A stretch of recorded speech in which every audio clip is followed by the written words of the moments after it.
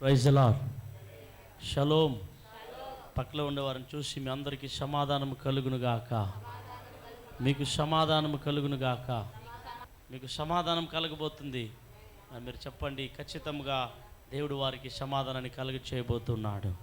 కనుక మనం దేవుని వర్తమానానికి వెళ్దాం. కాబట్టి దేవుని వర్తమానాన్ని బహు జాగ్రత్తగా మీరు వినాలని మనవి చేస్తూ ఉన్నాను. ఈరోజు దేవుని వర్తమానం ఏమిటి అంటే, యవనులను పాడు చేసే బహు భయంకరమైన 3 పాపములు. ఈరోజు దేవుని వాక్యము యవనులను పాడు చేసే భయంకరమైన 3 పాపములు. ఇది యవనులను మాత్రమే కాదు, ఈ పాపం అందరిని పట్టి పీడిస్తుంది. నరులుగా ఉండే ప్రతి వారిని పట్టి పీడిస్తున్న పాపములు ఇవి. స్త్రీలైనా పురుషులైనా అన్యులైనా రక్షించబడిన వాళ్ళైనా ఈ పాపము వెంటాడుతూ ఉన్నది. ఈ మూడు రకాల పాపములు. ఈ పాపములకు అనేకులు బలి అయిపోతున్నారు. ఈ పాపములు అనేకుల్ని దాసులుగా మార్చేస్తుంది. ఈ పాపము అనేకుల్ని నాశనములో పడేస్తూ ఉంది. ఏంటి ఆ 3 పాపములు? దాంట్లో బహు బలముగా ఎక్కువగా బలి అయిపోయి వారి జీవితాల్ని, వారి ఎదుర్కాలాన్ని, వారి భవిష్యత్తుని, వారి కుటుంబాన్ని పాడు చేసుకుంటూ ఎందుకు పనికి రాకుండా కృంగిపోయి చివరికి మరణమే పరిష్కారం అని, చివరికి ప్రాణం తీసుకోవడమే నాకు తెలిసింది అని చేతగానితనంగా ఎందరో యవనులు, ఎందరో యవన కుమార్తెలు, యవన చెల్లెళ్ళు, యవన బిడ్డలు ఈనాడు పాడైపోతూ ఉండడాన్ని మనం చూస్తున్నాం. ఏంటి ఆ భయంకరమైన 3 పాపాలు? ఈరోజు దాని గురించి మనం జ్ఞానం చేయబోతున్నాం. ఆ 3 పాపాలని మీరు జయించేవారుగా మారబోతున్నారు. ఆ 3 పాపాలని జయించిన వారు దేవునికి బహుప్రియులుగా వాడబడబోతున్నారు. అట్టి యవన సమాజం ద్వారా అనేక మందిని ప్రభు వైపుగా మనం త్రిప్పబోతున్నాం. నాకు ప్రియమైన దేవుని బిడ్డలారా, రండి మనం వెళ్దాం దేవుని వాక్యంలోనికి. 1 యోహాను 2వ అధ్యాయము 15వ వచనాన్ని 16వ వచనాన్ని ఎవరైనా ఒకరు శబ్దముగా చదువుదాం. ఈ లోకమైనను లోకంలో ఉన్న వాటినైనను ప్రేమింపకుడి. ఎవడైనను లోకమును ప్రేమించిన ఎడల తండ్రి ప్రేమ వానిలో ఉండదు. లోకంలో ఉన్నదంతయు అనగా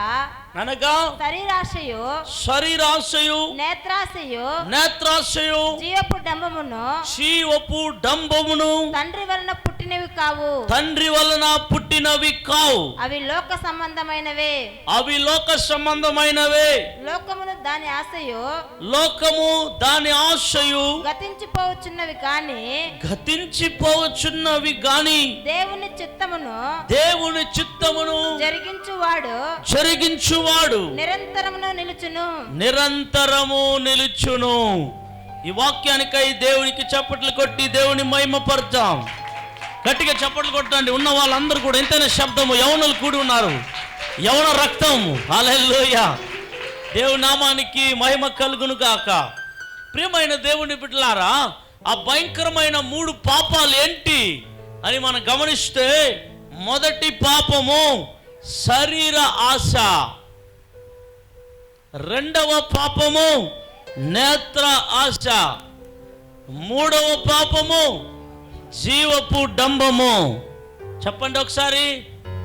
3 పాపములు మనిషిని ప్రమాదములో పడవేసే 3 పాపములు. 1 శరీర ఆశ. అందరూ చెప్పాలండి, అందరూ చెప్పాలా?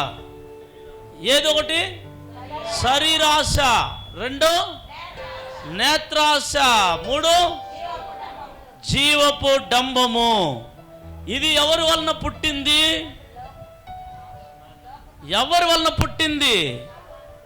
ఇక్కడ రాయబడినది తండ్రి వలన పుట్టినవి కావు, అవి లోక సంబంధమైనవే. హల్లెలూయా.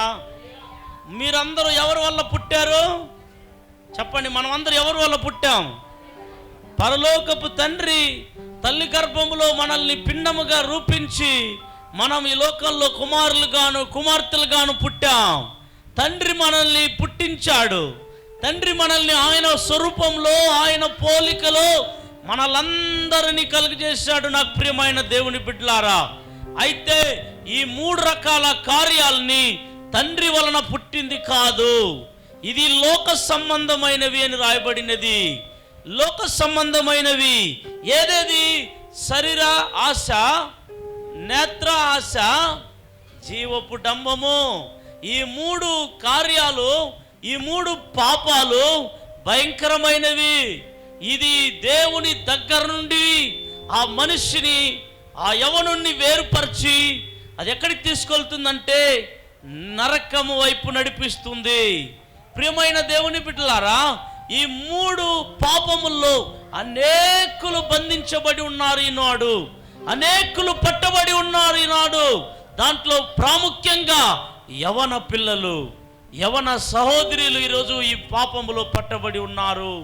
అందుకే ఈరోజు ప్రేమ ప్రేమ ప్రేమ అని చెప్పి ఏ న్యూస్లో చూసినా ప్రేమలో ఈనాడు పాడైపోయారు. ప్రేమ, నేను ఇతన్ని ప్రేమించాను, నేను ఆమెను ప్రేమించాను, నేను అతన్ని ప్రేమించానని చెప్పేసి ఆ ప్రేమలు ఏమైపోతున్నాయంటే మరణానికి దారితీస్తున్నాయి. ఈ ప్రేమకు కారణం ఏమిటి? శరీరాశ, నేత్రాశ, జీవపు డంబమే. వాళ్ళు ప్రేమించే ఆ ప్రేమ అది నిజమైన ప్రేమ కాదు. ప్రేమకు అర్థము తెలియకుండా ఈనాడు అనేక యవన పిల్లలు, యవన బిడ్డలు వారి జీవితాలనే పాడు చేసుకుంటున్నారు. నాకు ప్రియమైన దేవుని బిడ్డలారా, కాబట్టి 3 ప్రధానమైన పాపముల్లో మొదటి 2, 3 మనం ధ్యానం చేయబోతున్నాం ఒక్కొక్కటిగా. ఇది ఎంత డేంజర్ అని ఈరోజు మనం తెలుసుకోబోతున్నాం. ప్రియమైన దేవుని బిడ్డలారా, మొదటి పాపము శరీర ఆశ. ఏం ఆశ? ఈ శరీర ఆశ భయంకరమైనది. ప్రియమైన దేవుని బిడ్డలారా, ఈ శరీరం మీద ఆశను కలిగించి ఎందరో ఈనాడు పాడైపోతున్న సందర్భాన్ని మనం చూస్తూ ఉన్నాం. చదవండి, గలాతీయులకు రాసిన పత్రికలో 5వ అధ్యాయము 16వ వచనాన్ని మనం తెరుద్దాం. నా ప్రియ సహోదరుడా, యవనుడా, అందరు చూడాలని మనవి చేస్తున్నా. ప్రతి యవన బిడ్డ ఈ మాటల్ని చూడాలని మనవి చేస్తున్నా. 5:16 నేను చెప్పినది ఏమనగా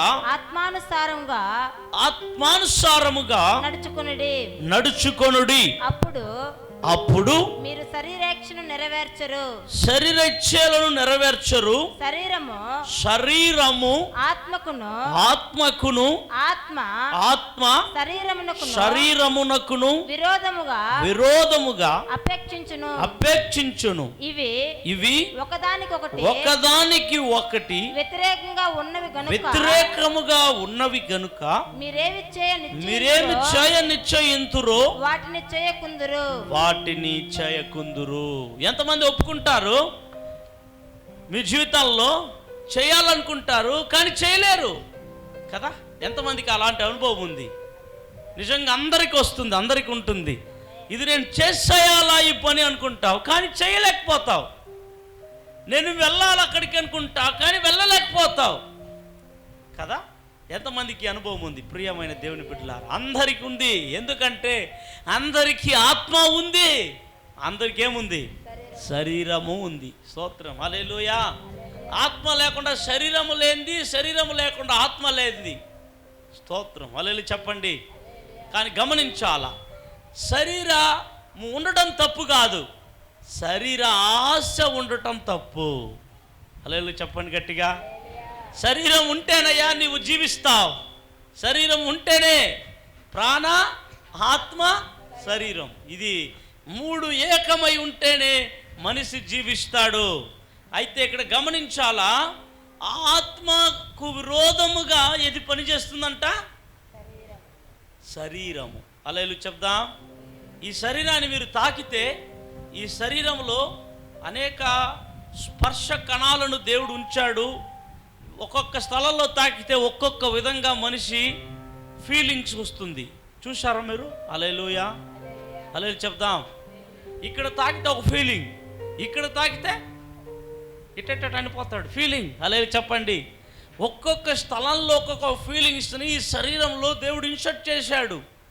ప్రియమైన దేవుని బిడ్డలారా గమనించండి, ఈనాడు చాలామంది ఈ శరీరం మీద మోజుపడి, శరీరం మీద వ్యామోహపడి, శరీరంలో ఉన్న అందమును చూచి, శరీరంలో ఉన్నటువంటి ఆ కార్యాల మీద డిపెండ్ అయిపోయి, శరీరాన్నే గొప్ప చేసి, శరీరాన్నే ఉన్నతంగా ఉంచుకొని, ఆ శరీర ఆశలు ఆశలు ఆశలు ఏర్పడి, ఆ శరీరం మీద కోరికలు అనేది, ఇచ్చలు అనేది వస్తుంది. ప్రియమైన దేవుని బిడ్డలారా, అప్పుడు వచ్చినప్పుడు ఈ ఆత్మ బలహీనమైపోతుంది. అప్పుడు ఈ శరీరంలో ఉన్నటువంటి ఇచ్చల్ని, ఈ శరీర కోరికల్ని, ఈ శరీర ఆలోచనల్ని కలిగించేది, ప్రేరేపించేది అపవాది. గుర్తుపెట్టుకోండి. హల్లెలూయా. అందుకే అక్కడ రాయబడినది, ఆత్మానుసారముగా నడుచుకొనుడి, అప్పుడు మీరు శరీర ఇచ్చలను నెరవేర్చరు. శరీరము ఆత్మకును, ఆత్మ శరీరమునకును విరోధముగా అపేక్షించును. అంటే అర్థమేం తెలుసా ప్రియమైన దేవుని బిడ్డలారా? ఆత్మకును శరీరమునకును ఏముందంట? యుద్ధము. ఏం యుద్ధము చెప్పాలా? ఏం యుద్ధము? ఆత్మ ఏమో పవిత్రంగా ఉండాలని, పరిశుద్ధంగా ఉండాలని ప్రయత్నం చేస్తుంది. శరీరమేమో శరీర క్రియలను, శరీరం మీద ఆశపడుతుంది. మనకంటే ఎవరైనా అందంగా ఉంటే ఆ అందము మనల్ని ఆకర్షిస్తుంది, వారి వైపు చూడమంటుంది, వారిని కోరుకుంటుంది, వారి మీద ఆశపడుతుంది.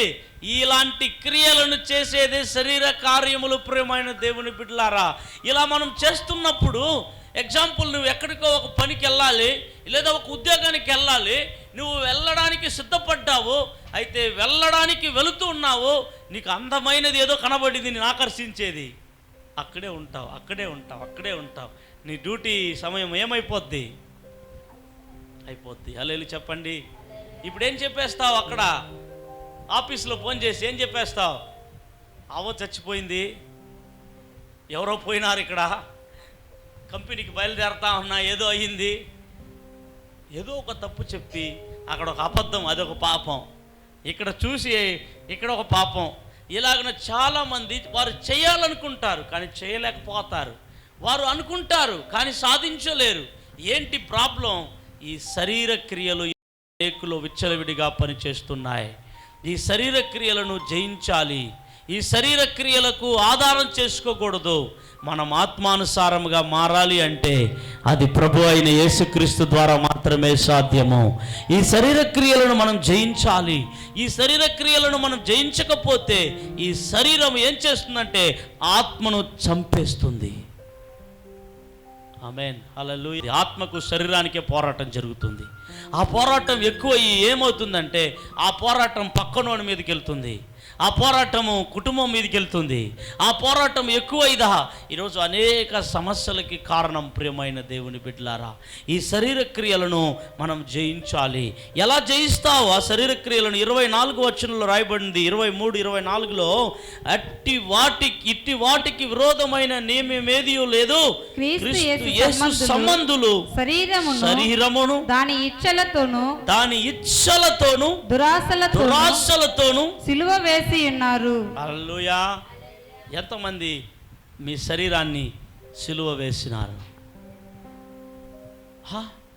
యేసు ప్రభుని కదా కల్వారి కొండలో మన పాపాల కొరకు సిలువలో వేసింది యేసుని కదా.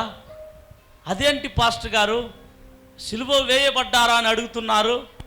మేము సిలువ పెడితే చచ్చిపోతే మేము యేసు ప్రభులా లేసి వచ్చేదానికి అని చాలామంది చూస్తున్నారు యవన బిడ్డలు. ఇక్కడ క్లియర్గా రాస్తున్నాడు చూడండి, క్రీస్తు యేసు సంబంధులు శరీరమును దాని ఇచ్చలతోను దురాశలతోను సిలువ వేసి ఉన్నారు. ఎవరంట సిలువ వేసి ఉండేది? మనమందరూ ఎవరు సంబంధులు? చేతులు పైకి చూపించండి. నేను క్రీస్తు యేసు సంబంధిని అనేవాళ్ళు. మీలో శరీర ఇచ్చలు పోరాడుతున్నాయా? శరీర కోరికలు నీలో కలుగుతున్నాయా? ఆమేన్, హల్లెలూయా. ఈరోజు ఎంతోమంది శరీర కార్యములు ఏంటో తెలుసా? 19వ వచనంలో క్లియర్గా రాయబడి చూడండి. శరీర కార్యములు స్పష్టమై ఉన్నవి, స్పష్టముగా ఉన్నది. అవేవనగా జారత్వము, ఏంటంట? జారత్వము, అపవిత్రత, కాముకత్వము, విగ్రహారాధన, అభిచారము, వేషములు, కలహము, మత్సరము, క్రోధము, కక్షలు, భేదాలు, విమతలు, అసూయ, మత్తతలు, అల్లరితో కూడిన ఆటపాటలు మొదలైనవి. వీటిని గూర్చి నేను మునుపు చెప్పిన ప్రకారం ఇట్టి వాటిని చేయువారు, గమనించాలి యవన బిడ్డ, ఇట్టి వాటిని చేసే వాళ్ళు దేవుని రాజ్యములో స్వతంత్రించుకొనరని మీతో స్పష్టముగా చెప్పుచున్నాను. ఆమేన్, హల్లెలూయా. చూసారా, ప్రధానమైన భయంకరమైన పాపములో ఒకటి శరీరాశ. ఈ శరీరాశ ఏం చేస్తుంది అంటే ఇన్ని రకాల పాపములకు దారితీస్తుంది. ఈ పాపాల్లో యవనులు బలి అయిపోయే ఒక పాపం ఉంది. శరీర క్రియల్లో యవనులు బలి అయిపోయే ఒక పాపం ఉంది. ఆ పాపం ఏమి అంటే జారత్వము. ఏమిటి? జారత్వం అనే పాపములు బలి అయిపోతున్నారు యవనులు ఈరోజు. జారత్వం అంటే ఏంటి ప్రియమైన దేవుని బిడ్డలారా? వివాహం కాకముందే, వివాహం చేసుకోకముందే అక్రమంగా సంబంధాలు ఏర్పాటు చేసుకోవడం, మంచి అందముగా కళ్ళకి అందంగా ఆకర్షణగా కనబడే అమ్మాయి వెంటబడటం, అందంగా అలంకారంగా కనబడే అమ్మాయి దగ్గర స్నేహం ఏర్పాటు చేసుకొని ప్రేమగా మార్చుకొని తిరగటం జారత్వం. వివాహము కాకముందే వివాహేతర సంబంధాలు పెట్టుకోవడం జారత్వం. వివాహం కాకముందే భయంకరమైన వ్యభిచారంలో పడిపోవడం జారత్వం. అదిదా జారత్వానికి దారి తీయడం. ఈరోజు ఎందరో ఈనాడు ఇలాంటి పాపాలకి గురి అయిపోతున్నారు. 8, 9, 10వ క్లాస్ చదువుతున్న వారు ఈ జారత్వంలో పడిపోతూ ఉన్నారు. ఈరోజు కాలేజీకి చదవడానికి వెళ్ళేది, ఆ కాలేజీలో చదివి ముందుకెళ్ళి గొప్ప ఉద్యోగులుగా మారాలని తల్లిదండ్రులు పంపిస్తే ఎందరో యవనులు జారత్వంలో పడిపోతూ ఉన్నారు. ఉద్యోగ స్థలాల్లో జారుడు మాటలు మాట్లాడి జారత్వంలో పడిపోతున్నారు. ఒక నోట్లో నుండి జారుడు మాటలు వచ్చినప్పుడు అతడిలో శరీరం పనిచేస్తుంది, శరీర క్రియలు ఉన్నాయి, శరీరంలో ఇచ్చలు ఇంకా చావలేదని అర్థం. ఇంకా శరీరంలో అతడు ఇంకా కోరికలు కలిగి ఉన్నాడని అర్థం. ప్రియమైన దేవుని బిడ్డలారా, ఎందరో ఈనాడు ఈ పాపములో ఉన్నారు. ఇలాంటి జారత్వం పాపము చేసేవాళ్ళు ఒకవేళ మందిరానికి వెళుతూ కూడా, ఒకవేళ దేవుని బిడ్డ అని వెళుతూ కూడా ఇలాంటి పాపములో నీవు జీవిస్తున్న యెడల ప్రియ యవన బిడ్డ, నీవు దేవుని రాజ్యమునకు వెళ్ళలేవు, దేవుని రాజ్యాన్ని చూడలేవు, దేవుని రాజ్యానికి పాత్రులు కాలేవు. అందుకే రాయబడినది శరీరాశ ఈరోజు అనేకుల్ని నాశనం చేస్తుంది. ఈరోజు ఈ శరీర ఆశ అది లోక సంబంధమైనది. ఆ శరీర ఆశ అది పరలోకపు తండ్రి పుట్టించలేదు, అది సాతానుగాడు కలుగ చేస్తున్నాడు.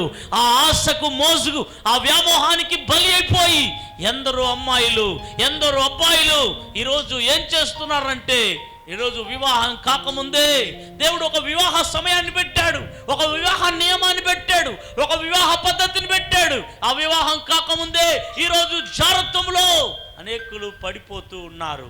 దీనికి ప్రధాన కారణం ఈ జారత్వాన్ని మోటివేట్ చేస్తుంది అపవాది, ఈ జారత్వాన్ని ఉత్ప్రేరిస్తూ ఉండేది అపవాది, ఈ జారత్వాన్ని వారిలో ఇన్సర్ట్ చేస్తుంది అపవాది. ఎందుకంటే నువ్వు శరీరంలోనే ఉంటున్నావు, శరీర క్రియలు చేయడానికి నీవు ఆశపు చూపుతున్నావు. ఈరోజు యవన జీవితాల్లో గమనించినప్పుడు ఆత్మకు వారు స్థలం ఇవ్వట్లేదు, ఆత్మను బలపరచట్లేదు. ఆత్మలో వారు భక్తి శ్రద్ధ చూపిస్తే ఈ శరీర క్రియలను ఈజీగా జయించవచ్చు. ఆత్మను బలపరిస్తే శరీర క్రియలు అణిగిపోతాయి, శరీర క్రియలు బలం పొందితే ఆత్మ అణిగిపోతాయి. ఆత్మ జీవితంలో అణిగిపోయావంటే నీవు తల్లిదండ్రుల మాట లెక్క చేయవు, నీవు దేవుని మాట లెక్క చేయవు, నీవు సేవకుల మాట లెక్క చేయవు, నీవు బైబిల్ గ్రంథాన్ని లెక్క చేయవు, నీవు ప్రార్థనను లెక్క చేయవు, నీవు మందిరాన్ని లెక్క చేయవు. ఎందుకో తెలుసా? నీ జీవితం అంతటా శరీర ఆశలతో, శరీర ఇచ్చలతో, శరీర కోరికలతో తల నుండి పాదాల వరకు నిండిపోయాయి. కాబట్టి నీవు ఆలోచించినదే ఆలోచిస్తావు, మాట్లాడినదే మాట్లాడతావు, తలంచినదే తలస్తావు, చూసినదే చూస్తావు, ఎట్లా వెతికినదే వెతుకుతావు. ఈరోజు నిన్ను బంధించేస్తా ఉంది అపవాది. డైరెక్ట్గా రాలేవాడు, శరీర ఆశను ఇన్సర్ట్ చేశాడు నీ లోపల. ఈరోజు యవనుల్లో శరీర ఆశను ఇన్సర్ట్ చేశాడు. ప్రియమైన దేవుని బిడ్డలారా, అట్టి వారు నిత్య నరకానికి వెళ్ళిపోతారు. అట్టి నరకానికి వెళ్ళకూడదని చెప్పే ఈ పాపముల నుండి రక్షించడానికే ప్రభు అయిన యేసు సిలువలో బలి అయ్యాడు. అందుకే నువ్వు క్రీస్తుని నమ్ముకొని కూడా ఇంకా జారత్వ నీలో పనిచేస్తుంటే, ఇంకా ఇలా కామకత్వం నీలో పనిచేస్తుంటే, వ్యభిచార తలంపులు పనిచేస్తుంటే, అక్రమ ఆలోచనలు నీలో పనిచేస్తుంటే నీవు ఇంకా సిలువలో వేయలేదని అర్థం. ఆమేన్, హల్లెలూయా. రాయబడినది, క్రీస్తు యేసు సంబంధులు శరీరమును, శరీర ఇచ్చలను ఏం వేశారంట? దురాశలను సిలువ వేసి ఉన్నారు. ఎందరికి సిలువ వేసిన అనుభవం ఉంది తెలుసా? ఎంతమంది యవనులు వేశారు సిలువలో? ఒకసారి చంపేశామనుకోండి, వస్తుందా మళ్ళీ బతికది? స్తోత్రం. అప్పుడు నీ పాప జీవితాన్ని నువ్వు చంపేసి ఉంటే మళ్ళీ వస్తుందా అది? ఊరికే చంపేశావు అనుకున్నావు కానీ చంపలే, ఇంకా చావలే, నీలో ఇంకా చావలే. యవనుల్లో ఈరోజు చావలే, అట్లే వచ్చేస్తున్నారు మందిరానికి. యవనుల్లో చావలే. యవన బిడ్డ, అందుకే నువ్వు బైబిల్ ముట్టడానికి కుదరలేదు, నీకు ప్రార్థన చేయడానికి కుదరలేదు. కారణం ఏం తెలుసా? ఆత్మ అంటుంది బైబిల్ చదువని, ఆత్మ అంటుంది చర్చికి వెళ్ళని, ఆత్మ అంటుంది, నీలో ఉన్న ఆత్మ అంటుంది పవిత్రంగా జీవించని, ఈ పాపాన్ని వదిలిపెట్టు అని, ఇది మంచిది కాదు అని చెప్తుంది, ఇది చెడ్డది అని చెప్తుంది. నీ ఆత్మ నీ మీద నేరారోపణ చేస్తూనే ఉంటుంది. కానీ పట్టించుకోవే, వినవే, అదే శిక్షా విధిలో ఉన్నావు. కారణం ఏం తెలుసా? శరీర క్రియలు. ఆమేన్, హల్లెలూయా. హల్లెలూయా చెప్దాం. చదవండి, 1 పేతురు 2:11 ఆయన చెప్తున్నాడు, ప్రియులారా మీరు పరదేశులను యాత్రికులనై ఉన్నారు గనుక ఆత్మకు విరోధముగా పోరాడు శరీరాశలను విసర్జించి అన్యజనులు మిమ్మును ఏ విషయములో దుర్మార్గులని దూషింతురో ఆ విషయములో వారు మీ సత్క్రియలను చూచి వాటిని బట్టి దర్శన దినమున దేవుని మహిమపరచునట్లు వారి మధ్యను మంచి ప్రవర్తన గల వారై ఉండవలనని మిమ్మును బతిమాలుకొనుచున్నాను. చూడండి, పేతురు చక్కగా రాస్తున్నాడు. ప్రియమైన దేవుని బిడ్డలారా, ఆత్మకు విరోధముగా పోరాడు, శరీర ఆశలను విసర్జించి. అన్యజనులు మీ ఎదుట మీ క్రియలను చూసేటప్పుడు మీరు వారికి మాదిరిగా జీవించండి అని చెప్పబడినది. ప్రియమైన దేవుని సంగమా, యవనులారా, యవన బిడ్డలారా, యవన సహోదరుడా, దేవుడు నీతో నాతో ఈరోజు మాట్లాడుతున్నాడు. ఒకవేళ యేసుని ఎరగని, యేసు దగ్గరికి రాని ఒకవేళ వాళ్ళు ఇట్టి క్రియలు చేయవచ్చేమో, యేసయ్య దగ్గరికి వచ్చిన నీవు చేయకూడదు. నా ప్రియమైన దేవుని బిడ్డలారా, అట్టి క్రియ దేవునికి దూరం, నిన్ను దేవునికి దూరంగా మార్చేస్తుంది. అట్టి క్రియలు చేసినప్పుడు అన్యజనుడు ఎలా మార్చబడతాడు? తోటి యవనుడు ఎలా మార్చబడతాడు? నీవే వానితో కలిసి త్రాగుతుంటే, నీవే వాని కలిసి అమ్మాయిల వెనకాల వెళుతుంటే, నీవే వానితో కలిసి సరస్వక్తులు మాట్లాడుతుంటే, నీవే వానితో కలిసి వాడు చేస్తున్న లవ్, వాడు చేస్తున్న పాపం, వాడు చేస్తున్న ప్రేమ దోమ అని చెప్పి దానికే నువ్వు మీడియేటర్గా ఉంటూ నీవే వానికి హెల్ప్ చేస్తుంటే నువ్వు ఇంకా దౌర్భాగ్యుడవు. బైబిల్ చెప్తుంది. హల్లెలూయా. శరీరాశ నువ్వు ఖండించు. నీ స్నేహితుడైనా సరే, నీ సహోదరుడైనా సరే, ఇది పాపము అని ఖండించి అతని ఎదుట పవిత్ర జీవితం ఏమో నువ్వు బ్రతికి చూపిస్తే వాడు మారకపోతే అడుగు. హల్లెలూయా చెప్దాం. ఇవన్నీ కూడా అపవాది చేస్తున్న భయంకరమైన తంత్రాలు. ఆమేన్, హల్లెలూయా. ఈరోజు శరీర ఆశ ఈరోజు భయంకరమైన పాపాలకి నెట్టేస్తుంది. నీ జీవితాన్ని కల్లోలం చేస్తుంది. నీ మనస్సుని భ్రష్టత్వం పట్టించేస్తుంది. నీ మనస్సుని పాడు చేస్తుంది. ఈరోజే శరీర క్రియలను ఇప్పుడే చంపండి. శరీర క్రియలను, శరీర ఆశలను చంపండి. మీరు చంపలేదంటే అది మిమ్మును చంపేస్తుంది. హల్లెలూయా.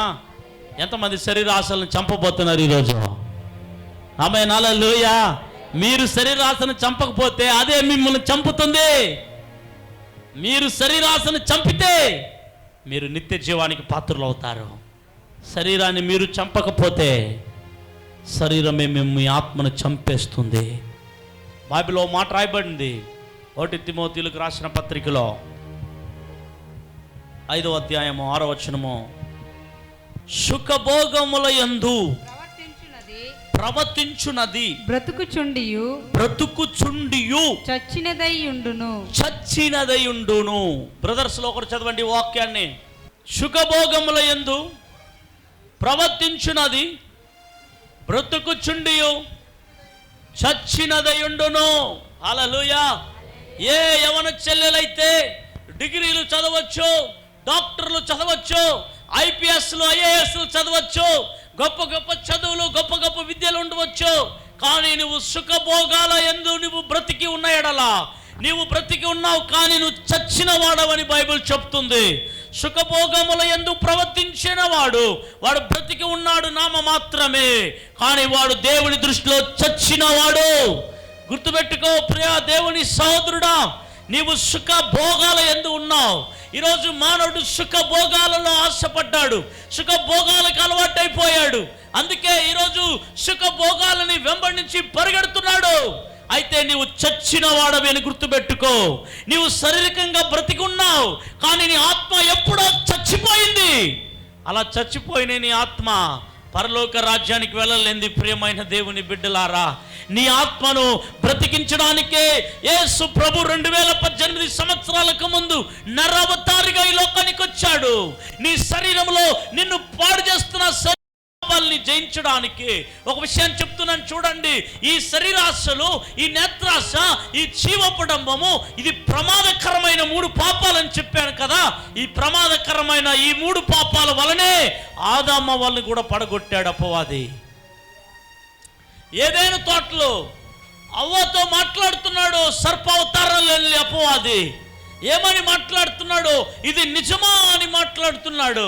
మాట్లాడిన తర్వాత అవ్వ చెప్తుంది, ఈ తోటలో ఉన్న ప్రతి వృక్ష ఫలాలను తినవచ్చు, కానీ మధ్యలో ఉన్న చెట్టు వృక్ష ఫలాన్ని తినకూడదని దేవుడు చెప్పాడు, ముట్టకూడదని దేవుడు చెప్పాడు అని చెప్పగానే శాతానుగాడు 3 చెబుతున్నాడు. 3 ప్రాముఖ్యమైన మాటలు చెప్పాడు. ఆ 3 ప్రాముఖ్యమైన మాటలుదా ఈ 3 కార్యాలు.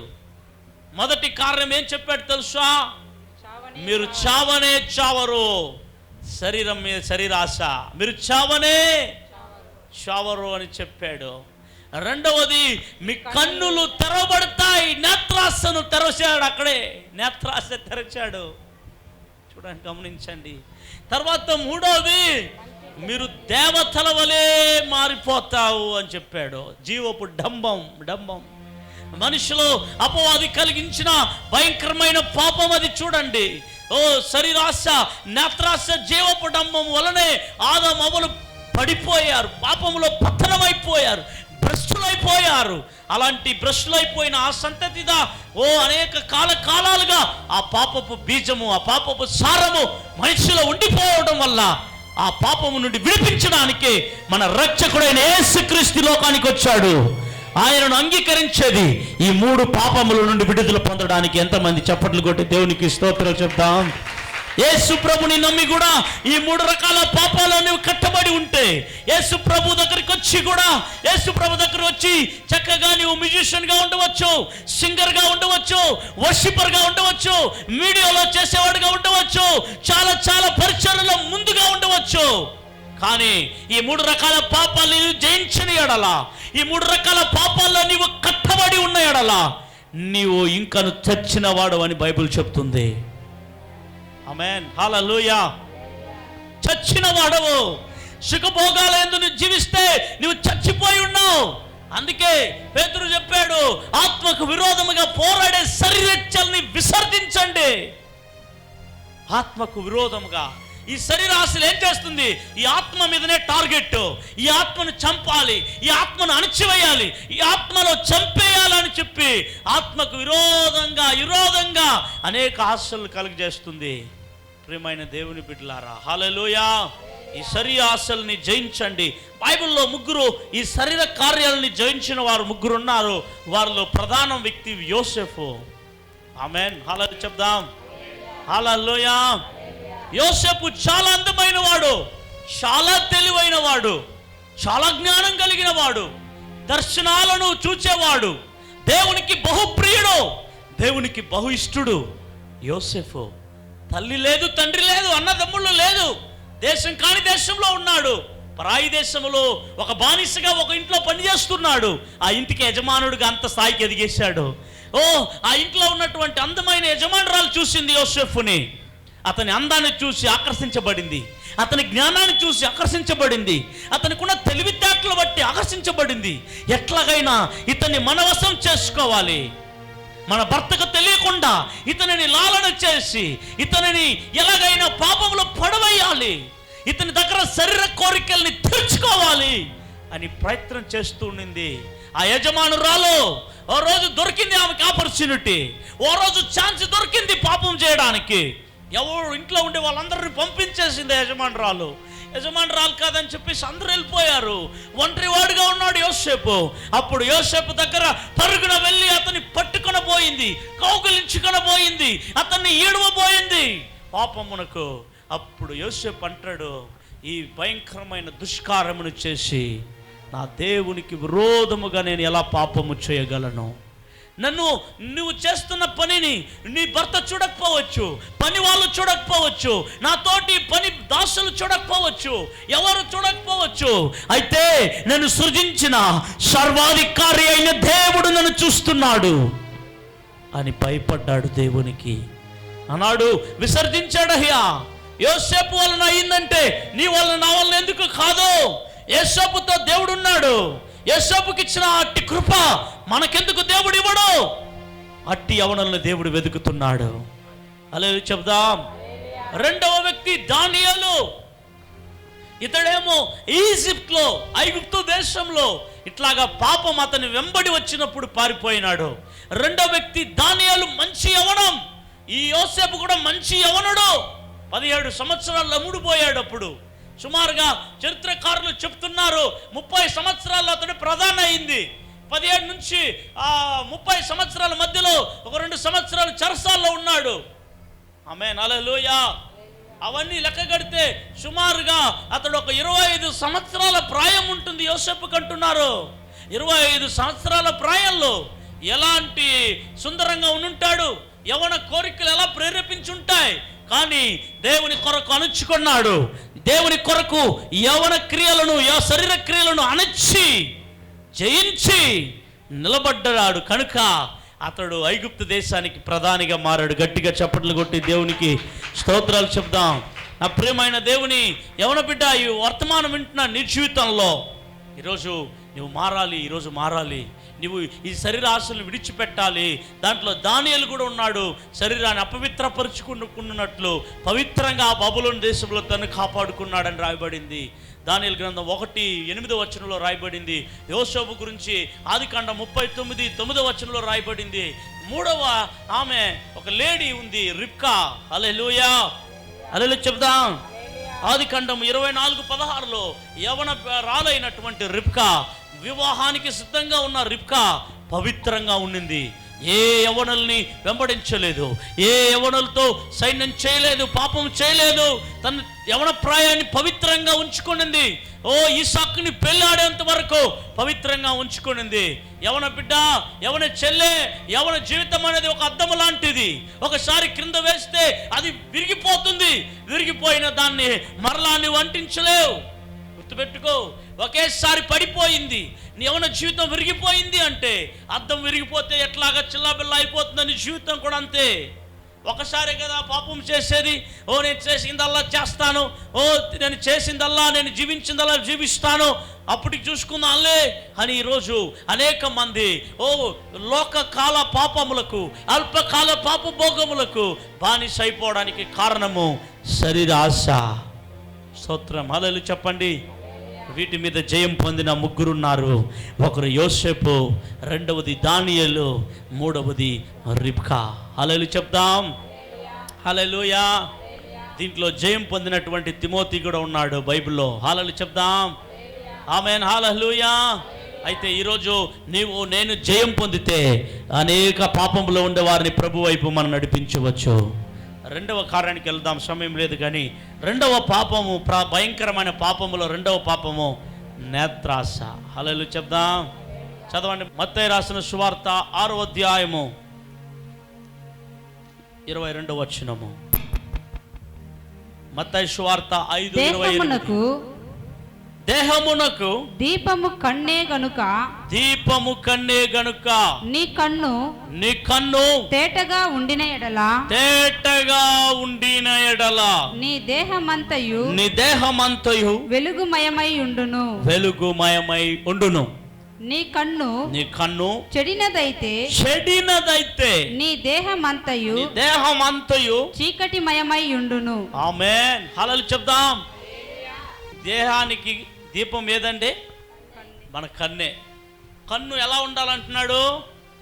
వెలుగుగా ఉండాలి, తేటగా ఉండాలంటున్నాడు. కన్ను చెడిన ఎడల ఏమవుతుందట? దేహమంతయు చీకటి, చెప్పాలా? దేహమంతా చీకటిమయమై ఉండును. ఆమేన్, హల్లెలూయా చెప్దాం. ఈరోజు ఈ కన్ను అనేక మందిని ఏం చేస్తుంది? పాపం వైపు తిప్పుతా ఉంది. అట్లే ఈ పాపాన్ని చూడడం, పాపాన్ని ఆశపడడం, ఈ పాప కార్యాలన్నిటినీ, శరీర కార్యాలన్నీ కూడా చూచి శరీరాన్ని మోటివేట్ చేసేది ప్రధానంగా కన్నే. ప్రియమైన దేవుని బిడ్డలారా, అయితే ఈ కన్నుని అపవాది ఏం చేశాడంటే దీంట్లో నేత్రాశను కలగజేశాడు. హల్లెలూయా. కలగచేసి అనేక మందిని ఏం చేస్తున్నాడంటే ఈరోజు పాడు చేస్తున్నాడు. చదవండి వాక్యాన్ని వేగంగా. మత్తయి 5:28లో ఒక వాక్యం ఉంది. 2 పేతురు 2:13లో ప్రాముఖ్యమైన వాక్యం అది. నేను మీతో చెప్పునది ఏమనగా ఒక స్త్రీని మోహపు చూపుతో చూచు ప్రతివాడు అప్పుడే తన హృదయమందు ఆమెతో వ్యభిచారము చేసిన వాడగును. ఆమేన్. మోహపు చూపులు ఓరపు చూపు, కోపపు చూపు, విషపు చూపు, గర్వపు చూపు, ఇది వ్యభిచారపు చూపు, మోహపు చూపు. హల్లెలూయా. వ్యామోహముగా చూడటం వేరు. ఒక స్త్రీని మోహపు చూపుతో, అలా కోరికతో, శరీర ఇచ్ఛతో, శరీర ఆశతో, శరీర విధముగా నువ్వు చూచినప్పుడు ఆమెతో నువ్వేం చేశావు? ఆలోచన చేయపండిలే. హలో బ్రదర్, నువ్వు ఆలోచన చేయేంతవరకు కాదు, ఆలోచన చేసే అవసరంలే. చూచినప్పుడే నువ్వు ఏం చేశావని అర్థం. మీరు పాపము నుండి విడుదల పొందాలి. మీరు విడుదల పొందితే మీరు గొప్ప స్థితికి వస్తారు. ఆమేన్, హల్లెలూయా. ఇంతకాలం ఏదేదల్లా మీకు ఆటంకంగా ఉండిందో అదన్నిటికీ కారణం ఈ 3 రకాల పాపాలే. నీ ప్రార్థనకు ఆటంకం, నీ మందిరానికి రాకుండా చేసేది, ఆత్మీయ జీవితం ఎదగకుండా చేసేది, ఈ 3 రకాల పాపంలోనూ చిక్కబడి ఉంటావు. కారణం వేరొకటి చెప్తావు, కారణం అది కాదు. ఈ 3 రకాల పాపం, ఈ 3 రకాల పాపముదా దేవుని చెంతకు తీసుకెళ్ళదు. నువ్వు దేవుని సన్నిధికి రాకపోతే నువ్వు పరలోక రాజ్యానికి నువ్వు వారసుడు కాలేవు. వెళ్దాం, ప్రాముఖ్యమైన వాక్యాన్ని చదువుదాం. 2 పేతురు 2:13లో ఒక చాలా ప్రాముఖ్యమైన వాక్యం ఇది. ఒకనాటి సుఖానుభవము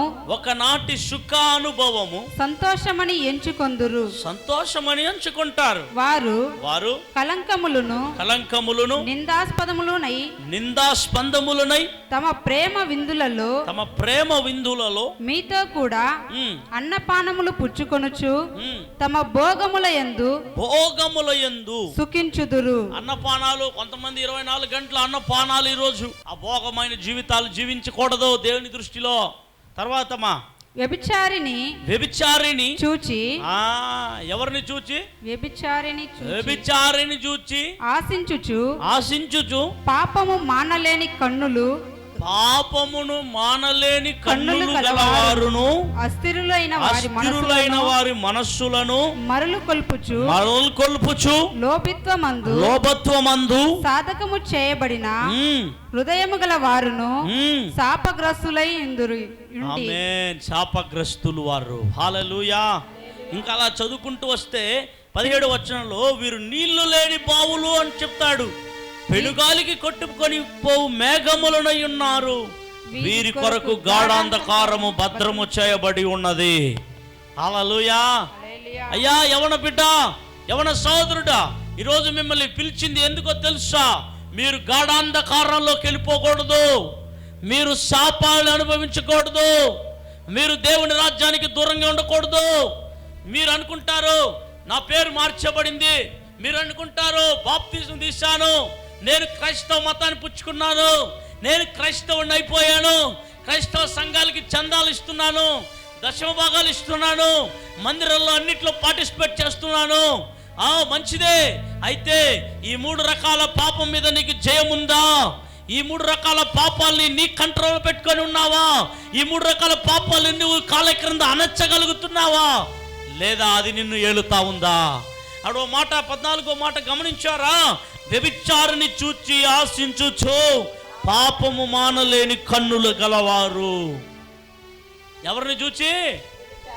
వ్యభిచారిని. ఈ నేత్రాశలో ఒకడు పడ్డాడు. ఎవరంటే సంసోను. ఆమేన్. హల్లెలూయా.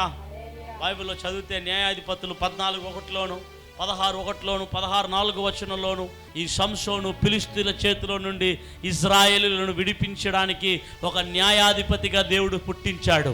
సంసోను పుట్టడానికి ముందే దేవదూతలు వచ్చి వారి తల్లిదండ్రులకు చెప్పారు, ఇట్లాగా మీకు ఒక కుమారుని పోతున్నాను, అతడు సంసోను. సంసోను అంటే సూర్యుని వంటి వాడు, వెలుగు వంటి వాడు, ఇశ్రాయేలులకు వెలుగు వంటి వాడుగా ఉండాలని, ఇశ్రాయేలులను ఫిలిష్తీయుల చేతిలో నుండి విడిపించాలని దేవుడు సూర్యుని వంటి వాడిని, బలమైన వారిని, న్యాయాధిపతిని సంసోనుగా ఇశ్రాయేలులకు దేవుడు పుట్టిస్తే ఇతడు ఫిలిష్తీయుల చేతిలో నుండి ఇశ్రాయేలులను విడిపిస్తాడనుకుంటే ఫిలిష్తీయుల అమ్మాయిల్లో పోయేసి ఒక అమ్మాయిని చూసి, ఆ అమ్మాయి నాకు అందంగా ఉంది, ఆ అమ్మాయిని నేను పెళ్లి చేసుకుంటా, ఆ అమ్మాయి మీద నాకు మనసు పడింది, ఆ అమ్మాయి మీదనే ఉంది నాకు అని చెప్పి ఆ అమ్మాయి మీద వెంట పడతాడు. ఆ అమ్మాయిని చూసినట్లయితే పెళ్ళికంతా రెడీ అయిన తర్వాత వేరొకనికి ఇచ్చి పెళ్లి చేస్తారు. అది ఫెయిల్. అప్పుడైనా మారాడా సంసోను? అప్పుడు మారలేదు. తర్వాత గాజాకి వెళ్ళాడు, ఒక వేసిని చూశాడు, అక్కడ కొంతకాలం కాపురం పెట్టాడు. అక్కడ మారాడు, అక్కడ మారలే. అప్పుడు కూడా మరలా సొరేకు లోయలోకి వెళ్ళాడు, అక్కడ దెలిల్లా అనబడిన ఒక ఆమె చేత పట్టబడ్డాడు. అంతే, పట్టబడ్డాడు. అంతా పట్టబడిన వెంటనే ఫిలిష్తీయులు పట్టుకున్నారు, అతన్ని గుండు చేశారు, వెంట్రుకలంతా పోయినాయి, నాజీరు పోయినాయి, అభిషేకం పోయినాయి, అతని వెంట్రుకలో ఉన్న బలం పోయినాయి. అతన్ని ఏం చేశారంటే 2 కళ్ళు పీకేశారు. సంసోను జీవితం చివరికి సర్వనాశనం అయిపోయింది. ఈరోజు ఈ వర్తమానం వింటున్న ప్రియ యవనుడా, నువ్వు వాల్యుబుల్ పర్సన్, నువ్వు చాలా విలువైన యవన జీవితం నీకు ఇవ్వబడింది. నీకు కొన్ని టాలెంట్స్ ఇచ్చాడు. దేవుడు నీకు కొన్ని అద్భుతమైన గుణగణాలను ఇచ్చాడు. నీవు నీ కుటుంబానికి కావాలి, నీవు యేసు ప్రభు కావాలి, నువ్వు దేశానికి కావాలి, నువ్వు సమాజానికి కావాలి. నీ టాలెంట్స్ కావాలి, నీ యొక్క సామర్థ్యం కావాలి. నువ్వు ప్రభు చేతిలో వాడబడాలని దేవుడు కోరుతున్నాడు. కానీ నువ్వేం చేస్తున్నావు? నీకు ఇచ్చిన అందాన్ని బట్టి నువ్వేం చేస్తున్నావు? నీకు ఇచ్చిన జ్ఞానాన్ని బట్టి నువ్వేం చేస్తున్నావు? నీకు ఇచ్చిన టాలెంట్ బట్టి నువ్వేం చేస్తున్నావు? నీకు ఇచ్చిన ఉద్యోగాన్ని బట్టి ఏం చేస్తున్నావు? నువ్వు చదివిన చదువుని బట్టి ఏం చేస్తున్నావు? దాన్ని దుర్వ్యాపారం చేస్తున్నావు. చెడ్డ కుమారుని వలె దాన్ని దుర్వ్యాపారం చేస్తున్నావు. నీకు శరీరం ఉంది కదా అని. హల్లెలూయా, హల్లెలూయా చెప్దాం. ఆమేన్, హల్లెలూయా. దీంట్లో పాడైపోయినది 1 సంసోను, 2 దీనా. ఆదికాండం 34:1 రాయబడింది. ప్రియమైన దేవుని బిడ్డలారా, లేయా కుమార్తె, యాకోబుకి లేయాకు ఒకే ఒక కుమార్తె, ఆ కుమార్తె దీనా. దీనా అనగా న్యాయ తీర్పు. నిజంగా ఆమె పేరుకు తగ్గట్టుగానే ఆమె అక్కడ దేశపు స్త్రీలను చూడడానికి వెళ్ళింది. అక్కడ దేశాన్ని పాలిస్తున్న ఆ యజమానుడు కుమారుడు ఆమెను పట్టుకొని సైడ్ నుంచి పాడు చేసి దానివలన ఆ కుటుంబమే న్యాయ తీర్పు తీర్చబడింది. ఆ కుటుంబానికి గొడవ ప్రారంభించబడింది. నా ప్రియ దేవుని బిడ్డ, ప్రియ చెల్లి, ప్రియ తమ్ముడు, ఈరోజు నీ జీవితాన్ని మార్చుకో. యేసయ్యకు నీ జీవితం కావాలని దేవుడు కోరుతున్నాడు. ఈ 2 రకాల పాపాలని మీరు జయించాలి ఈరోజు. హల్లెలూయా. మూడవది డంబం. హల్లెలూయా. జీవపు డంబం. 2 పేతురు 2:18 రాయబడినది. వేగంగా చదవండి. జీవపు డంబం. డంబపు మాటలు పలుకుచు, డంబపు మాటలు పలుకుచు తామే శరీర సంబంధమైన దురాశలు గలవారై తప్పు మార్గమందు నడుచువారిలో నుండి అప్పుడే తప్పించుకున్న వారిని పోకిరి చేష్టల చేత మరలు కొలుపుచున్నారు. ఆమేన్. హల్లెలూయా. హల్లెలూయా చెప్దాం. కాబట్టి జీవపు డంబము, అందమును గురించిన డంబము. డంబం అంటే దానికి మరొకటి ఏమిటంటే గొప్పతనము. డంబం అంటే అతిశయ. అతిశయ. నాలాగా అందంలో ఎవరు లేరు, నాలాగిన జ్ఞానంగా ఎవరు లేరు, నాలాగిన హైట్గా ఎవరు లేరు. అట్లాగా సుఖానుభవాల మీద డంబము, మనకున్న డబ్బును బట్టిన డంబము, మనకున్నటువంటి బట్టలను బట్టిన డంబము, అదేదైనా కావచ్చు. ఆ డంబము నీలో ఉంటే అది ఇన్సర్ట్ చేస్తుంది అపవాది అని గుర్తుపెట్టుకో. అది లోక సంబంధమైనది కాదు. మనము గొప్పగా చెప్పుకోవాల్సింది మనకు రక్షణ ఇచ్చిన యేసయ్యను గురించే. ఎంతమంది అలా ఆమేన్ అంటారు? యేసుని గురించే డంబము మనము చెప్పాలి. యేసుని గురించి గొప్పగా చెప్పాలి. యేసుని గురించే మనం అనేకులకు, ఈ స్థితిలో ఉన్నానంటే కారణం యేసయ్య కృప, నేను ఈ స్థితిలో ఉన్నానంటే ఈ జ్ఞానానికి కారణం యేసయ్య, నన్ను ఇంతగా ఇచ్చింది యేసయ్య. యేసయ్యను చెప్పు ప్రతిదానికి. నిన్ను చెప్పొద్దు, నీ జ్ఞానాన్ని చెప్పొద్దు. డంబము ఇది అపవాది. లూసిఫర్లో ఈ డంబం ఉండింది, ఈ శరీరాశ ఉండింది, ఈ నేత్రాశ ఉండింది. అందుకే దానిని ఆదామవ్వలో ఇన్సర్ట్ చేశాడు. అలా పడగొట్టబడినటువంటి ఆ పాపముగా మారిపోయినారు. అప్పటి నుండి ఇప్పటి వరకు అదే పాపాన్ని, అదే ఆయుధాలని వాడుతున్నాడు అపవాది ఇప్పటి వరకు కూడా. ఒకవేళ ప్రియమైన దేవుని బిడ్డలారా, ఇలాంటి వాటిని చేసేవాళ్ళు బైబిల్ చెప్తుంది వారందరినీ తీర్పులో దేవుడు నిలబెట్టబోతున్నాడు. ఆమేన్. హల్లెలూయా. ప్రసంగి గ్రంథము 11:9 చదివి వేగంగా ముగిస్తాను. చివరి మాట చదివి, యవ్వనుడా నీ యవ్వనమందు, బాగా ఈ మాట అందరూ చదివి చూడండి. యవ్వనుడా నీ యవ్వనమందు సంతోషపడుము, నీ యవ్వన కాలమందు నీ హృదయము సంతుష్టిగా ఉండనిమ్ము. నీ కోరిక చొప్పునను, కోరిక చూడండి అక్కడ, అదిదా ఇచ్చ, నీ కోరిక చొప్పున, నీ దృష్టి యొక్క ఇష్టము చొప్పునను ప్రవర్తించు. అయితే వీటన్నిటిని బట్టి దేవుడు నిన్ను తీర్పులోనికి తెచ్చునని జ్ఞాపకం ఉంచుకొనుము. హల్లెలూయా. మనం చేసే ఈ భూమి మీద చేసే ప్రతి దానికి ఏమి ఉంది? తీర్పు. హల్లెలూయా. నీ తల్లిదండ్రులను మబ్బు పెట్టవచ్చు, మోసపుచ్చవచ్చు. నువ్వు చేసేది ప్రతిది కూడా. ఈరోజు అనేక అమ్మాయిలు బయట కాలేజీలకు వెళ్ళి వాళ్ళు తిరిగేది, వాళ్ళు చేసేది ఎవరు చూడలేదు కదా అని ఇచ్చలేడిగా తిరిగే వాళ్ళు ఉన్నారు. బయట ప్రపంచాలకు వెళ్ళిపోయిన అబ్బాయిలు ఈరోజు చదువుతానని చెప్పి, ఉద్యోగం చేస్తానని చెప్పి అక్కడ భయంకరమైన త్రాగుళ్ళు, పాపాల్లో ఈనాడు భయంకరంగా చెడిపోతున్నారు. నా ప్రియమైన దేవుని బిడ్డలారా, అయితే వీటన్నింటినీ దేవుడు చూస్తున్నాడు. వీటిని ఒకవేళ లోకానికి మరుగుగా మనం చేయవచ్చు, లోకము చూడకపోవచ్చు, నీ యొక్క సొంత ఇంటి వారు చూడకపోవచ్చు, నీ బోధకులు చూడకపోవచ్చు. అయితే ఎవరు చూస్తున్నారు? వీటన్నింటినీ లెక్కలో తీసుకురాబోతున్నాడంట. హల్లెలూయా. మీరు అనుకుంటున్నారు ఇక్కడ చేసేది ఇక్కడ వరకే ఉండిపోతుంది, ఇదంతా దేవుడు అడగడు, ఇదంతా దేవునికి తెలియదు అనుకుంటున్నారు. ఇవన్నీ దేవుడు నిన్ను తీర్పులో నిలబెట్టబోతున్నాడు. ఈ మాటలను బట్టి, నీ క్రియలను బట్టి నీకు తీర్పు జరుగుతుంది. ఆ తీర్పును బట్టి నీకు నరకమా పరలోకమా అని తేలిపోతుంది. హల్లెలూయా చెప్దాం. హల్లెలూయా. కాబట్టి నీ క్రియలను బట్టే నీకు తీర్పు జరగబోతుంది. నీ పనులను బట్టే నీకు తీర్పు జరగబోతుంది. అందుకే వీలైనంత వరకు ఈ కార్యాలన్నీ జయించి దేవుని కొరకు పని చేయి. ఓ నీ జీవితాన్ని దేవునికి అంకితం చేయి. ఓ దేవుని కొరకు ప్రయత్నం చేయి. దేవుని కొరకు ప్రయాసపడు. నీ ఇంటి కొరకు, నీ భార్య బిడ్డలు, ఒకవేళ వివాహం అంటే నీ భార్య బిడ్డల కొరకు, వివాహం కాకపోయి ఉంటే నీ తల్లిదండ్రుల కొరకు, నీ సంఘమున కొరకు, యేసయ్య రాజ్యమున కొరకు నువ్వు ప్రయాసపడు. ఆమేన్, హల్లెలూయా. అది వదిలిపెట్టి శరీరాశలు, నేత్రాశలు, జీవపడంబాలని నీ జీవితంలో ఉంచుకొని నేను అమ్మాయిని ప్రేమిస్తున్నా, నేను అబ్బాయిని ప్రేమిస్తున్నా, నేను వాటిని ప్రేమిస్తున్నా అని చెప్పి అనేక జీవితాల్లో విచ్చలవిడిగా ఇలా పాపము చేసిన ఎడల వీటన్నింటినీ దేవుడు న్యాయం తీర్చబోతున్నాడు. గుర్తుపెట్టుకో. ఏ దానిని కూడా విడిచిపెట్టడు, ఏ దానిని కూడా విడిచిపెట్టడు నా ప్రియ సహోదరుడా.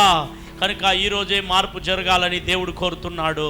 చివరి ఒక సన్నివేశాన్ని చెప్పి నేను ముగిస్తున్నాను. ప్రియమైన దేవుని బిడ్డలారా, ఇది మాత్రం కాదు, పోకిరి చేష్టలకి కారణం ఈ 3 పాపాలే. పోకిరి చేష్టలు, త్రాగుబోతు విందులు, అల్లరితో కూడిన ఆటపాటలు, దురాశలు, వీటన్నింటికి కారణము ఈ 3 రకాల పాపములే.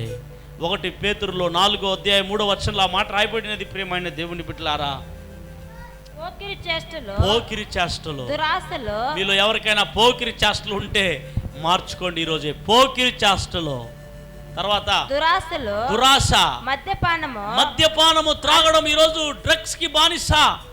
ఈరోజు నువ్వు క్రైస్తవుడుగా ఉండి ఈరోజు బల్లలో పాల్పొంది నువ్వు మందిరానికి వస్తూ కూడా ఇంకా త్రాగుతుంటే, మద్యపానంలో ఉంటే అట్టి వారికి నరకం తప్పదు. గుర్తుపెట్టుకో. మద్యపానాసక్తి, చదవండి.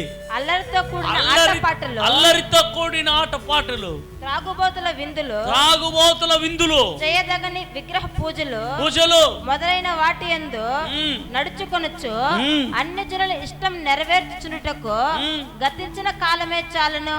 ఇది ఎవరి ఇష్టం? ఇది అన్య జనులు చేసేది. ఇది క్రైస్తవుడు చేసేది కాదు. క్రైస్తవుడు అయి ఉండి కూడా నువ్వు చేసిన ఎడలా నువ్వు ఇంకా సిలువ వేయలేదు నీ శరీరాన్ని, నువ్వు ఇంకా చంపలేదు నీ పాపాన్ని, నువ్వు ఇంకా చంపలేదు నీ శరీర కార్యాలని. ఈరోజే దయచేసి నువ్వు మార్చబడాలని దేవుడు కోరుతూ ఉన్నాడు. ప్రియమైన దేవుని బిడ్డలారా, ప్రపంచ ప్రఖ్యాతిగాంచినటువంటి డిఎల్ మూడీ అనబడిన ఒక అద్భుత దైవజనుడు, ప్రపంచంలోనే బహుగా ప్రఖ్యాతిగాంచిన దైవజనుడు డిఎల్ మూడీ. ఈ డిఎల్ మూడీ సువార్త ప్రకటిస్తూ అనేక మందిని ప్రభు వైపు ప్రభావితం చేస్తూ ఉన్నాడు. అయితే వారు జీవిస్తున్న పరిసర పట్టణంలో ఒక ఆమె అతనిని ప్రార్థన చేయటానికి వారింటికి పిలిచింది. ఇతడు వాళ్ళ ఇంటికి ప్రార్థన చేయడానికి వెళ్ళాడు. ఈ డిఎల్ మూడీ ప్రార్థన చేయడానికి వెళ్ళినప్పుడు ఇన్వైట్ చేసినటువంటి ఆమె ఏమో ప్రఖ్యాతిగాంచినటువంటి ఒక హీరోయిన్.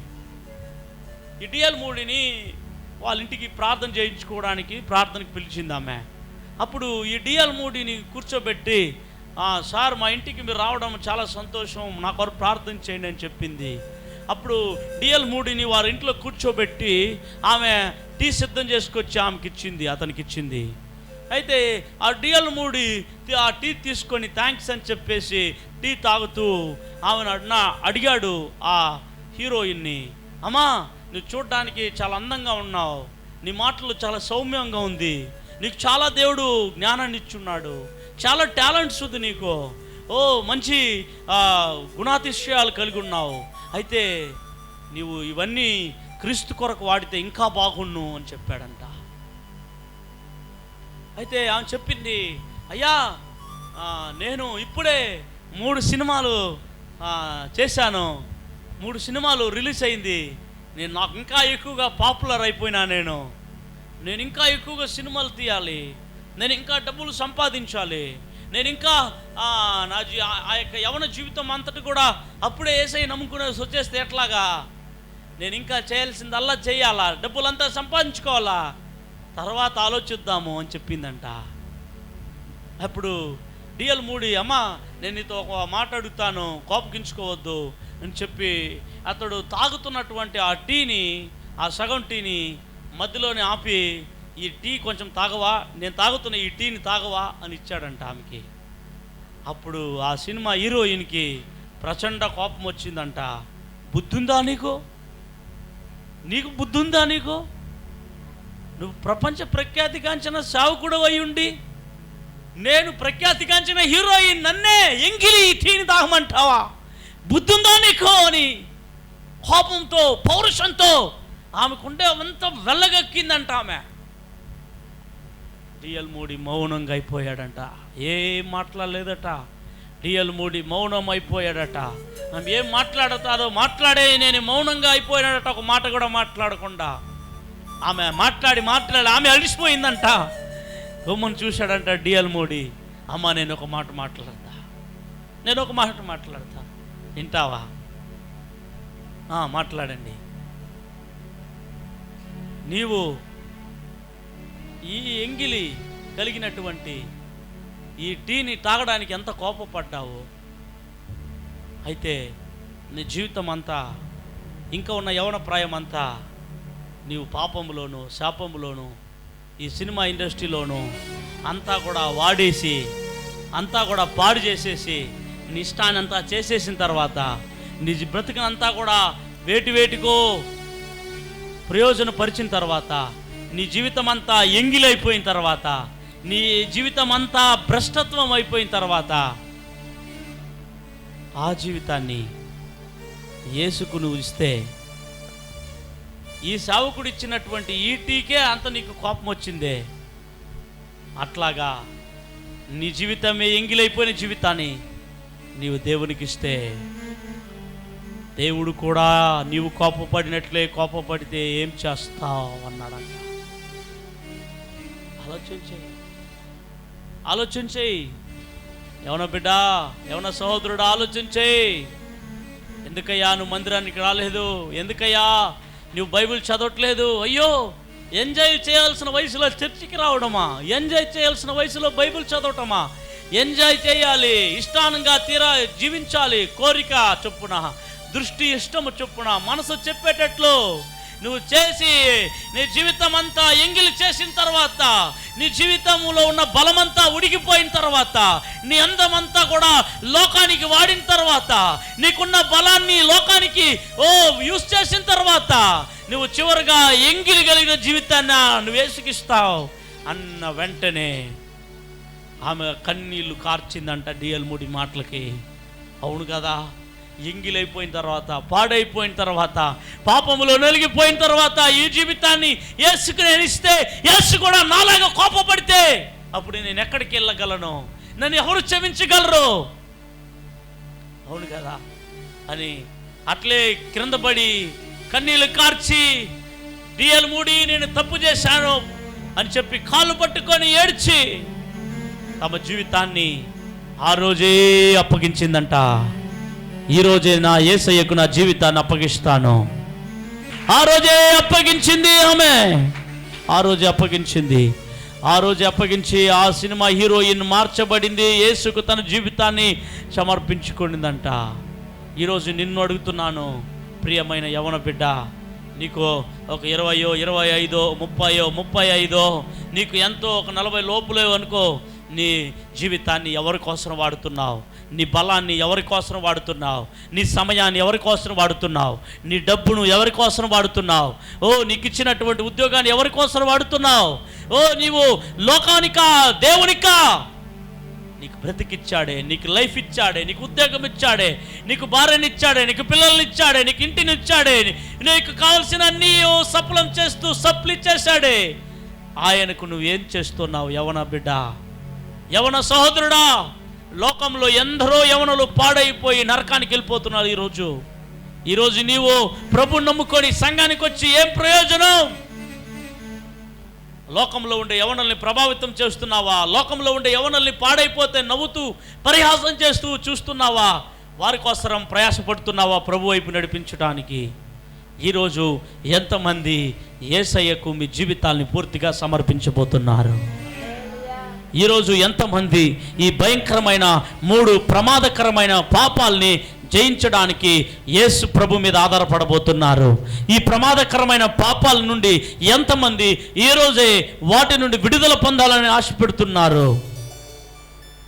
అందరూ కూడా లేచి నిలబడదామా?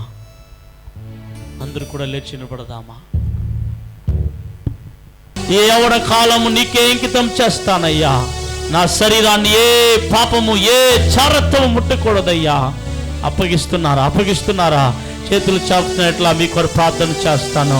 మమ్మల్ని మిక్కిలిగా ప్రేమిస్తున్న పరలోకపు తండ్రి, ఈ యవనుల్ని ఇంతగా ప్రేమించున్నారని ఈరోజు మాకు తెలుస్తున్నది నాయన. యవనుల్ని ఇంతగా మీరు తండ్రి ప్రేమిస్తున్నారు. ఈ యవనుల మీద ఇంతగా నీ ప్రేమను వెల్లడిపరుస్తున్నారు ప్రభువా. వీరి మార్పును కోరి, వీరి జీవితాల్ని ఉద్ధరించాలని మీరు కోరి, వీరి జీవితాల్ని కట్టి లేపాలని మీరు కోరి, వీరి జీవితాల్ని వెలుగుగా మార్చాలని మీరు కోరి, వీరి జీవితాల్లో ఉన్న చిక్కుల నుండి విడిపించాలని మీరు కోరి, వీరి జీవితంలో ఉన్న ఆ 3 రకాల పాపముల నుండి విడిపించాలని మీరు కోరి వారిని ఇక్కడికి నడిపించున్నావు తండ్రి. నీ మాటల వలన వాళ్ళు బలపరుచున్నావు తండ్రి. వారి ఆత్మలను శుద్ధి చేస్తున్నావు తండ్రి. వారి హృదయాన్ని ఇప్పుడే శుద్ధి చేస్తున్నావు ప్రభువా. ఎందరైతే యేసుకు మా జీవితాన్ని సమర్పిస్తాం, యేసు కొరకే బ్రతుకుతాం, యేసు కొరకే జీవిస్తాం అని చేతులు చాపి అంకితం చేస్తున్నారు, సమర్పించుచున్నారు, వారిని నీ రాజ్య వారసులుగా మార్చు మాత్రం కాదు, నీ రాజ్యంలో పాత్రలుగా వాడండి, సాధనాలుగా వాడండి. సంఘాలకును, కుటుంబాలకును, సమాజాలకును, దేశాలకును ప్రయోజకులుగా మార్చండి. బయట ఎంతో నలిగిపోతున్న యవనుల్ని వారి మనోనేత్రాలని తెరిచే వాళ్ళుగా వాడుకోండి. అనేకుల రక్షణ లేని వారిని రక్షణలు నడిపించేవారుగా వాడుకోండి. వారి జీవితాలకి జయముగా ఉండని, వేల మందికి లక్షల మందికి ప్రయోజనంగా ఉండని. ఇక నుండి నాయన ఏ పాపములలో అయితే ఒప్పు చెప్పి ఉన్నారు నీ దగ్గర, అట్టివి తిరిగి వారిలో ప్రవేశించుకుంటున్నట్లు, అవి వేలకుండినట్లు నీ రక్తములు కడిగి బలమైన పాత్రలుగా మార్చండి. ఈరోజు కూడి వచ్చిన ఇంత గొప్ప యవన బృందాలను బట్టి నేను స్తుతిస్తున్నా. మరెన్నో దినాల్లో గొప్ప గొప్ప యవన కూడికలు ఏర్పాటు అవుటకు సహాయం చేయండి దేవా. ఇప్పుడే మార్పును కోరుతున్నా, మారు మనసు నొద్దుతున్నా ప్రతి వారిని జ్ఞాపకం చేసుకోండి. రక్తాలు కడిగి ప్రయోజనమైన పాత్రలుగా వాడుకోండి. ఈ యవన కూటాలకి ఇంతగా తీసుకొచ్చిన ఒక్కొక్కరిని దీవించండి.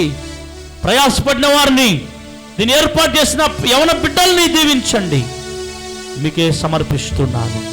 సకల స్తుతి ఘనత మహిమ నీకొక్కరికే అర్పిస్తూ యేసు నామములో ప్రార్థించి వేడుకొనిచున్నాము తండ్రి. సంతోషంగా నీళ్ళ వారు చప్పట్లు కొట్టి దేవునికి మహిమ చెల్లిద్దాం. గట్టిగా చప్పట్లు కొట్టి దేవునికి కృతజ్ఞతలు చెల్లిద్దాం. Thank you, thank you, thank you Jesus. Thank you almighty God. Thank you holy spirit God. Thank you.